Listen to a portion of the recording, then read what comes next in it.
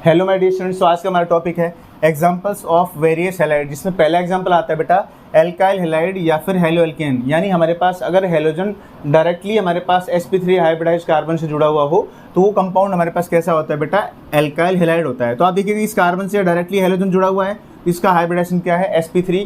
यहाँ पर भी इस एग्जाम्पल में ब्रोमीन जहाँ पर जिस कार्बन से जुड़ा हुआ है उसका हाइब्रिडाइजेशन भी क्या है हमारे पास sp3। अब नेक्स्ट जो आता है मेरे पास एराइल हैलाइड या फिर हेलो एरिन, यानी बेंजीन रिंग से अगर डायरेक्टली हेलोजन जुड़ा हुआ है तो वो होता है बेटा हमारे पास एराइल हैलाइड या फिर हेलो एरिन। अब देखिएगा यहाँ पर ब्रोमीन जिस कार्बन से जुड़ा हुआ है उसका अगर हाइब्रिडाइजेशन चेक करें तो वो होता है बेटा sp2 हाइब्रिडाइजेशन।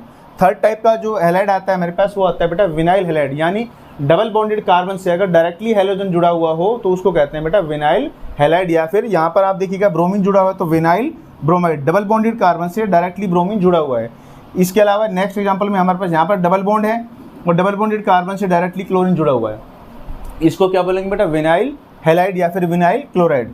नेक्स्ट आता है बेटा हमारे पास एलाइल हैलाइड, यानी डबल बॉन्डेड कार्बन से अगर नेक्स्ट कार्बन से हेलोजन जुड़ा हुआ हो उसको कहते हैं बेटा हम एलाइल हैलाइड।